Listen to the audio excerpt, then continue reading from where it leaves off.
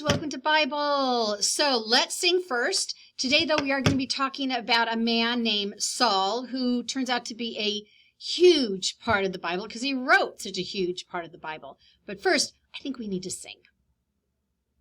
New song.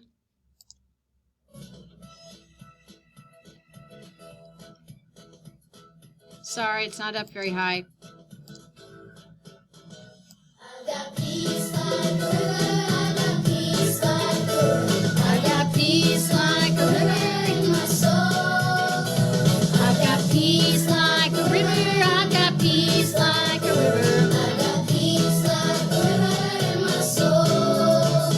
I've got love like an ocean, I've got love like an ocean. I've got love like an ocean in my soul.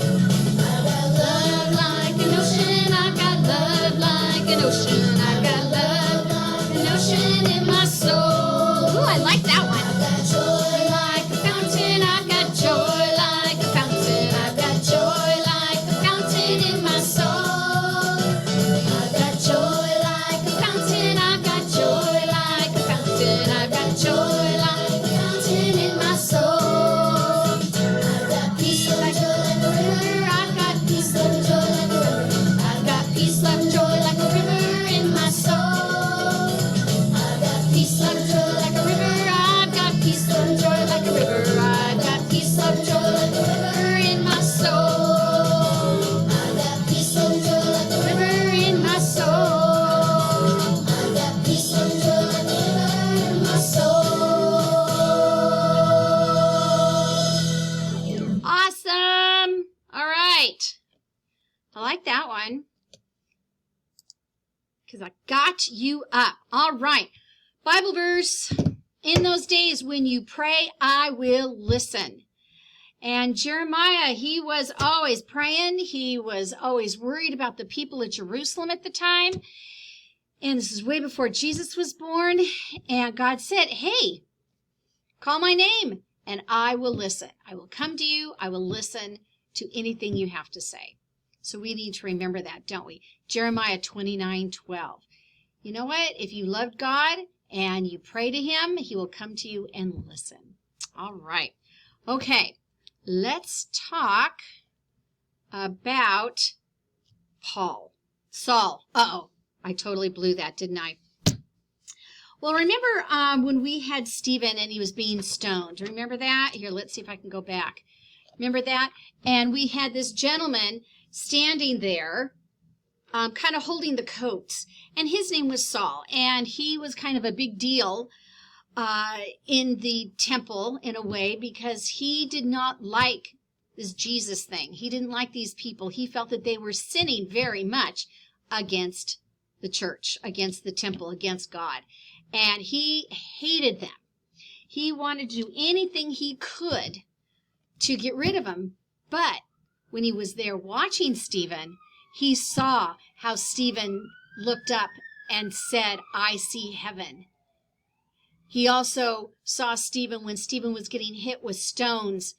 Stephen looked up into heaven and says, Lord, please don't blame them for what they're doing. And had total peace. He never threw rocks back. He had total peace. I don't know if I'd have total peace if people were throwing rocks at me. And then to ask Jesus to forgive them. Wow. Well, so Saul went to the head priest in Jerusalem.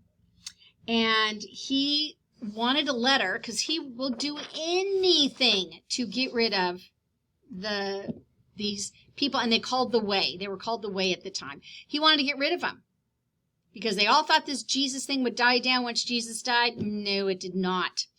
So Saul went to the head priest and asked if he could get a few letters, to go to Damascus to find all these people that were part of this Way thing, and any of them that were, with this Jesus thing, he wanted to take these men, women, children, he didn't care who, and bring them back to Jerusalem and have them go to court, maybe die, maybe go to prison.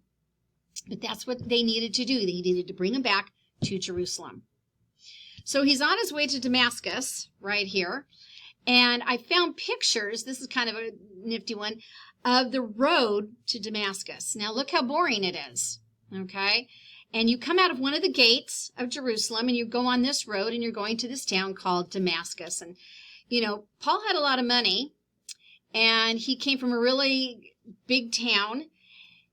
And he had a lot of servants and people with him as he's going on his way to Damascus. And who knew what he was thinking and how he was, all the things he was thinking of what he could do to these people from the way. And all of a sudden, while they're all walking, and he had a lot of people with him, this huge, dazzling light, greater than the brilliance of the sun, came down on him, and this booming voice saying, "Saul, Saul, why are you persecuting me?" Who do you think he's talking to? Who do you think is talking to Saul? Well, the voice from, then Saul goes, "Well, who are you, Lord? Who are you?" Don't you love it? He said, "Who are you, Lord?" Well, he was so terrified and astonished that he fell down on his face practically. Now the people around him saw the light, but they didn't hear any of the words. But they knew something was going on because they could see this light. And the voice says, "I am Jesus who you are persecuting and fighting against. It is hard for you to kick against all these things. You need to stop." You know, can you believe it? Meeting Jesus on the road. Now remember, Jesus has gone to heaven. And here he is meeting Saul on the road. How cool is that? And all of a sudden, Saul became blind. He was not able to see at all. He was blind. Now, the other people around him weren't, but Jesus said to him, "Those men and women whom you have hauled off to prison and have suffered, yes, but it is I who have suffered in their suffering. Saul, for they are mine. The brutal stones that you saw hurled upon Stephen, cutting into his flesh and giving him excruciating pain, it reached me and it hurt me. I felt every throb of Stephen's pain, for Stephen is mine." And so Saul goes, "Well, Lord, what do you want me to do?" And Jesus replied to Saul's question, "What do you want me to do?" And he says, "I want you to get up and go into the city of Damascus, and you will be told what you must do." The men traveling with Saul stood, and they were speechless. They heard a sound of the voice, but they didn't hear the words. And so Paul stood, and he staggered to his feet, while his companions, still trembling with fright, crowded around him and offered Saul their hand, because Saul could not see, and he was probably walking around with his hands, not knowing what's going on.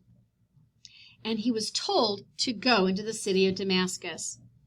Well, the mighty Saul came to Damascus, and everyone had heard about Saul, and everyone was very worried about Saul, and they heard he was coming, and they were scared of him. But in the city of Damascus, Saul went to stay with a man called Judas, not the same one, and there blind Saul went without food and water for 3 days. His only desire was to pray, and because he had been so wrong, and his sin had been so great, but God was so good to forgive him. So, now, during this time, here's Damascus. I just wanted to show you some pictures of it. You know, we've got Damascus right here, kind of part of the old city, and here's Jerusalem, okay? And he's coming way up here, clear up to Damascus. Isn't that something? Clear up there. So here he is. He's being led to Damascus, where he's going to pray. Now, in the same town of Damascus, there was a man, and his name was Ananias, and Ananias was praying, and God said to him in a voice, "Ananias." "Yes, Lord. What I want you to do is I want you to go over to the house of Judas on the street called Straight and ask for a man from Tarsus named Saul. For he is praying, and I have showed him a vision of a man coming to restore his sight." What? Ananias goes, whoa, this is Saul. No way. Lord, do you know what you're asking me? Do you know what Saul's been doing? Oh, I don't know, Lord. I've heard terrible things about him, and we hear that he's coming to arrest all of us. But God answered him, go and do as I have commanded. For Saul is a chosen servant of mine to carry my message through the earth. Wow. So Ananias went, and he went straight to him and said, Brother Saul, the Lord has sent me to restore your sight. Wow. Isn't that awesome that he was even told he was also called a brother? How awesome is that, Brother Saul? And then Ananias did restore his sight. Isn't that cool? Well, we're going to read a little more about it tomorrow, but I wanted to remind you, have you written anything in your prayer journal? What do you think? Have you done anything? Just think of Paul. Think of what Paul prayed for or thanked. He probably even asked, oh, Lord, I've done some terrible things. Please forgive me. Wow. Just think of that. So I would like for you to write in your prayer journal, maybe thank God for maybe the things that have been going on. Maybe over the weekend you had a good time. I had a camping day with all my grandkids. That was something to praise the Lord for. So I would thank him for that. So think of something, just a couple of things. This is your time with God. Thank you, for maybe what you did during the weekend. And thank you, Lord, for loving me. And thank you, Lord, for my mom and dad. And, just thank him. It's all he needs. Thank God for all that he's done for you. That might be the first step you could do on this, okay? So what I'd like to do is, can we pray, please? And tomorrow we'll hear more about what happens to Saul. Okay, let's pray. Dear Heavenly Father, I thank you so much for your love for us. Thank you, Lord, that you love us so much that you died on the cross and then went to heaven to make a home for us. How awesome is that?